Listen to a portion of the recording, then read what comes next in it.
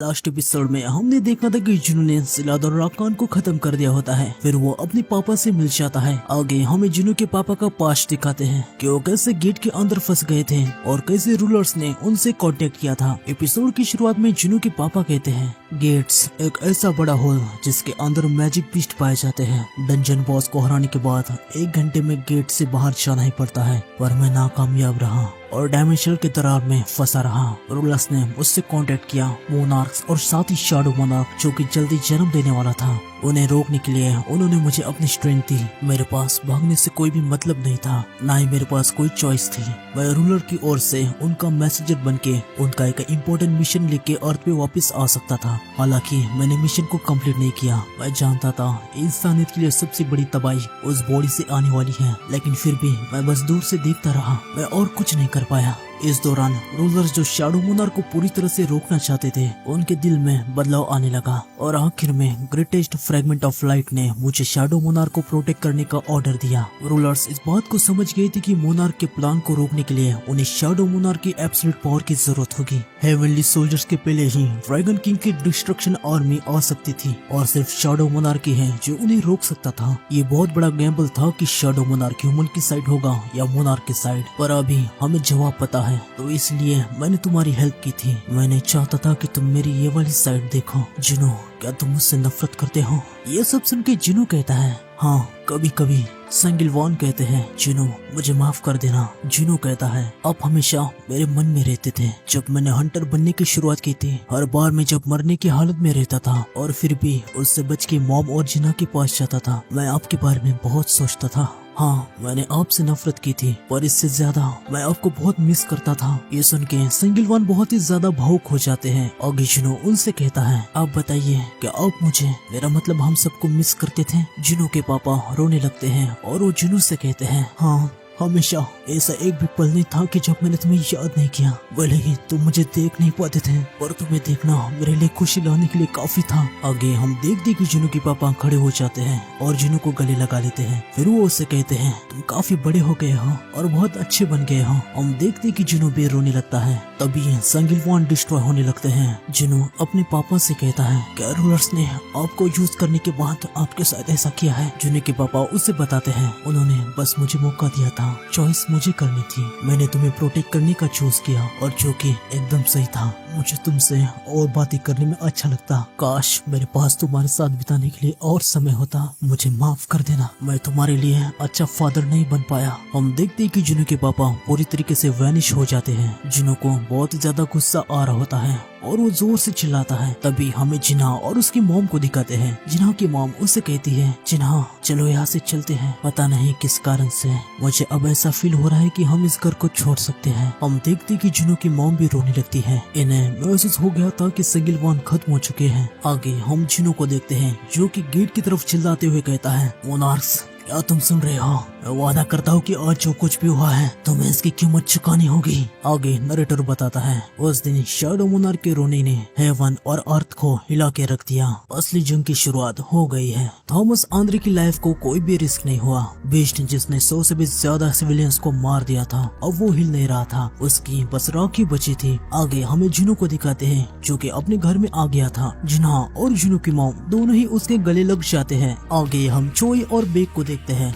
जोई बेक से कहता है मिस्टर बेक, आप पहले काफी रुके रुके दिख रहे थे, अब कैसा फील कर रहे हैं? बेक कहता है मिस्टर चोई, आप अपने माथे का पसीना क्यों नहीं पोंछते? जोई कहता है क्या आपका दिल अभी भी जोरों से धड़क रहा है? अगर आपको जरूरत हो तो मेरे पास नसों के लिए गोलियां है। आगे हम जिनचुल को देखते हैं। उसने एक बड़ी स्क्रीन पे सारा नजारा देख लिया होता है और वो कहता है तो ये सब खत्म हो चुका है। फिर जिनचुल मन में कहता है वो बीच टाइप क्रिएचर और वो वुमन, साथ ही वो आइस एल्फ सब खत्म हो गए हैं। आगे जिनचुल को जिनू की वो बात याद आती है जो उसने मिस्टर गो के फ्यूनरल में कही थी। जिनू ने कहा था मैं उस कमीने को खत्म कर दूंगा, मुझे मेरी जिंदगी की कसम है, मैं उस बीस्ट को मार दूंगा जिसने चेयरमैन का खून किया है। तो प्लीज तब तक आप मुझे थैंक्स मत कीजिए। आगे जिनचुल कहता है तो वो बीस्ट आइस एल्फ था।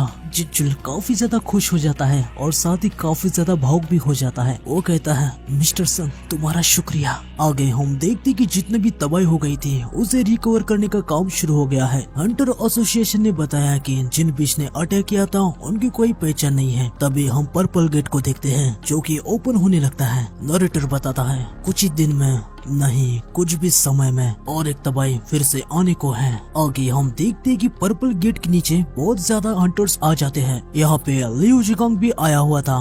गेट को देख के वो कहता है अच्छा तो ये है वो विशाल गेट। इसने निश्चित रूप से सभी की हाइप बढ़ा दी है। भले ही पूरी दुनिया के हंटर इसे निपटाने के लिए आए पर मुझे ऐसा फील हो रहा है कि वो बस इसके अंदर खींचे चले जाएंगे और गायब हो जाएंगे। आगे आंद्रे गेट की तरफ देखते हुए कहता है अब ये शुरू होने वाला है। आगे जिनचुल मन में कहता है आज तक कभी पूरी दुनिया के हंटर ऐसे एक साथ एक ही जगह पे जमा नहीं हुए। पता नहीं उनमें से कितने सर्वाइव कर पाएंगे। आगे हम जिनो को देखते हैं और वो भी काफी ज्यादा नर्वस था। तभी चाइन जिनो से कहती है जिनो मैंने आज तक तुम्हें इतना नर्वस नहीं देखा। जिनो उससे कहता है क्या सच में? आगे जिनो मन में कहता है ये गेट अब ओपन होने वाला है। हम देखते कि गेट ओपन होने लगता है। सभी जंग के लिए तैयार हो जाते हैं। सभी लोग गेट की तरफ देखते हुए कहते हैं ये तो पूरी आर्मी है और उनके बीच देखो वो कितना बड़ा है। सभी लोग तैयार हो जाओ अपनी पोजीशन लो चलो उन्हें खत्म करते हैं। लेकिन गेट की तरफ देखते हुए जिनो काफी ज्यादा हैरान हो जाता है। आगे हम देखते कि गेट के अंदर से रियल शैडो आर्मी आ जाती है। जैसे ही शैडो आर्मी आने लगती है एक हंटर चिल्लाते हुए सभी से कहता है सभी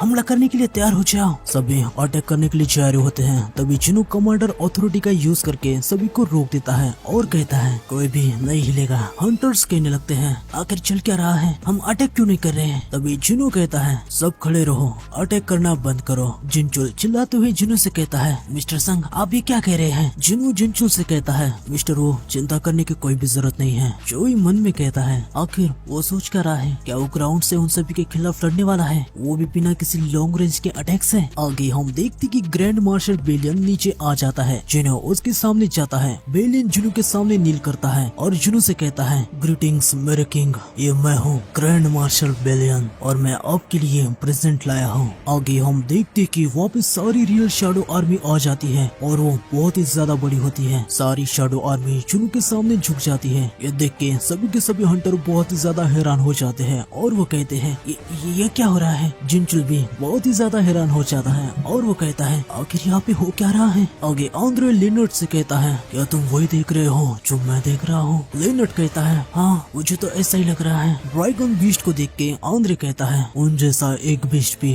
इस प्लेनेट के ह्यूमंस को खत्म कर सकता है और वहाँ पे 3 है। आगे जिनो मन में कहता है तो ये है रियल शैडो आर्मी। ये आर्मी पहले की शैडो मोनार्क एशबॉर्न द्वारा मुझे सौंपी गई है। असली जंग अब शुरू होती है। आगे हमें कुछ दिन बाद हंटर एसोसिएशन में दिखाते हैं। इमरजेंसी रिस्पांस कॉन्फ्रेंस रूम में काफी सारे मेंबर जमा हुए थे। उनमें से एक मेंबर कहता है फॉरेन की प्रेस हाल ही में हुए इवेंट्स के बारे में स्टेटमेंट की डिमांड कर रही है। फेडरल ब्यूरो ऑफ हंटर ने हमसे संगजिनो के ठिकाने को रिवील करने को कहा है। हॉल सिटी वाले पूछ रहे हैं कि क्या वो सिटी में वापस जा सकते हैं। और हाँ हंटर चैनल पे द जिमी शो हंटर संगजिनो के साथ इंटरव्यू करना चाहता है। ये सुन के जिनचुल कहता है मुझे नहीं पता कि जिम्मी बंदा कौन है लेकिन अगर उसे जिनो के साथ इंटरव्यू करना है तो उसे कहो कि वो खुद ही जाके हंटर संगजिनो को ढूंढे। आगे जिनचुल मन में कहता है 1 लाख से भी ज्यादा बीस्ट उस गेट से बाहर आए थे और मिस्टर संग उनको अपने आर्मी में एब्जॉर्ब कर पाए। आगे जिनचुल सभी मेंबर से कहता है मैं जानता हूँ कि मिस्टर संग अचानक से गायब हो गए हैं और इससे आप लोग काफी ज्यादा चिंतित है और ऐसा पहली बार नहीं कि वो अचानक से गायब हुए हैं। हमें इसकी आदत डालनी होगी। अगर हंटर एसोसिएशन उसके स्ट्रगल को नहीं समझ पाएगा तो कौन समझेगा। ये सुन के एक मेंबर कहता है मुझे माफ कर देना सर मैंने इसके बारे में सोचा ही नहीं। जिनचुल मन में कहता है पता नहीं अभी मिस्टर संग कहाँ होंगे। आगे हम जिनो को एक आइलैंड पे देखते हैं जहाँ उसने अपने सारी की सारी आर्मी को समन किया होता है। टस के हाथ के ऊपर जिनो खड़ा हुआ था। जिनो अपने शैडो सोल्जर को 2 में डिवाइड करके उनको एक दूसरे से लड़वाने वाला था। आगे बेलियन जिनो से कहता है हमारे आर्मी को 2 में डिवाइड करके बैटल करना इस प्रकार की ट्रेनिंग मेरे लिए पहली बार है। जिनो बेलियन से कहता है कोई बात नहीं ऐसा नहीं है कि वो मर सकते हैं। तभी हम देखते कि वहाँ पे बेरू आ जाता है और वो जिनो से कहता है मेरे किंग मैं ग्रैंड मार्शल की पोजीशन के लिए टेस्ट करना चाहता हूँ। ये सुन के जिनो थोड़ा सा हैरान सा हो जाता है। बेरू बेलियन के सामने आ जाता है और वो कहता है कमांडर होने के नाते मैं ग्रैंड मार्शल बेलियन को ड्यूल के लिए चैलेंज करना चाहता हूँ। ये सुन के जिनो कहता है ओह 2 कमांडर के बीच बैटल सही है। आगे हम देखते कि बेरू बेरू और बेलियन बैटल करने के लिए तैयार हो जाते हैं। सभी शैडो पीछे से इन दोनों को चेयर अप कर रहे होते हैं। बेरू काफी ज्यादा जोश में आ जाता है। बेलियन अपनी स्वॉर्ड को निकालता है। बेलियन की स्वॉर्ड को देख के जुनू मन में कहता है, क्या वो इग्रिस की तरह बड़ी स्वॉर्ड का यूज करता है? नहीं, उसकी स्वॉर्ड तो इग्रिस के स्वॉर्ड से भी काफी बड़ी है। स्पीड के बजाय स्ट्रेंथ उसकी स्पेशलिटी है। अगर ऐसा है तो शायद बेरू के जीतने के चांसेस हैं। तभी हम देखते कि बेलियन की स्वॉर्ड चाबुक जैसी फैल जाती है। ये देख के जुनू बहुत ज्यादा हैरान हो जाता है। आगे बेलियन बेरू पे अटैक कर देता है। शुरुआत के 1-2 अटैक से बेरू बच जाता है, लेकिन आगे बेलियन उसे जकड़ लेता है और जमीन पे पटक देता है। ये सब देख के जुनू मन में कहता है, क्या फाइट खत्म भी हो गई? उसने बेरू की चपलता को तुरंत ही बेकार कर दिया। उसकी रिफ्लेक्सेस मेरी उम्मीद से बेहतर थी और ऊपर से बेलियन का एक ब्लॉक काफी है जिससे अर्थ तेजनेस हो जाए। आश्चर्य की कोई बात नहीं है, वो ग्रैंड मार्शल है। हम देखते कि बेरू बहुत ही ज्यादा गुस्सा हो जाता है। जुनू मन में कहता है, बेलियन को फिर भी अपनी सुरक्षा में कोई कमी नहीं करनी चाहिए, क्योंकि एक इंसेक्ट की सबसे बड़ी ताकत पकड़ होती है। हम देखते हैं कि बेरू चिल्लाते हुए बेलियन को पकड़ लेता है। हालांकि बेलियन को इससे जरा सा भी फर्क नहीं पड़ रहा होता। आगे हमें चाइना के एयरपोर्ट में दिखाते हैं, जहाँ लियू जिगांग और जितने भी चाइना के हंटर कोरिया में गए थे वो सब अभी वापस आ गए हैं। एक रिपोर्टर लियू जिगांग से पूछता है, कई लोग कोरिया को समर्थन करने के लिए आपके साहसी निर्णय के लिए आपको काफी ज्यादा सराहना कर रहे हैं। हालांकि अभी भी काफी लोग हैं जो सवाल कर रहे हैं कि क्या हमें दूसरे देश की हेल्प करनी चाहिए। मिस्टर लियू, इसके रिस्पांस में आप क्या कहना चाहेंगे? लियू कहता है, मुझे पता कौन है वो गधे जो ऐसा कुछ कह रहे हैं। रिपोर्टर कहता है, माफ करना, आप क्या कहना चाहते हैं? लियू जिगांग बताता है, मुझे लगता है वो गधे हैं जिन्होंने पहले कभी मैप तक को नहीं देखा है। एक झलक देखेंगे तो समझ जाएंगे कि कोरिया के ऊपर कौन सा देश है। अगर फिर से कोई तुम्हें ऐसी फालतू बात कहे तो उसे ये कह देना जो मैंने अभी तुम्हें कहा है। मैं लियू जिगांग, मेरे पास इतना आत्मविश्वास नहीं था कि मैं कुछ ऐसी चीज को भी रोक पाऊंगा जिसे संग जुनू रोकने में विफल रहा, इसलिए मैं भी उसकी हेल्प करने के लिए चला गया। तो अगर इससे किसी को दिक्कत है तो खुद जाके बीच से फाइट करे। लियू ये सब बातें बोल रहा होता है, तभी हम देखते कि इधर चाइना में भी एक बड़ा सा गेट अपीयर हो जाता है। लियू और बाकी सब लोग जो उतरते हैं सभी उसे देख के बहुत ज्यादा हैरान हो जाते हैं। लियू कहता है, ये नहीं होना चाहिए था। आगे हम मोनार्क ऑफ डिस्ट्रक्शन एंट्रेस को देखते हैं। उसके किसी सोल्जर या मैसेंजर ने उसे बता दिया होता है कि शैडो मोनार्क अब ह्यूमन की तरफ हो गया है। ये सुन के एंट्रेस कहता है, अच्छा तो ऐसी बात है, शैडो मोनार्क अब हमारे खिलाफ जा चुका है। ठीक है, मैं खुद उसको देखूंगा, बाकी तुम लोग यही रहो, हमें आगे हमारे और नुकसान को रोकना होगा। हम देखते हैं कि एंट्रेस के पीछे कॉमिश की तरफ काफी सारे ड्रैगन्स होते हैं। एंट्रेस कहता है, मेरे सोल्जर्स जंग की तैयारी करो।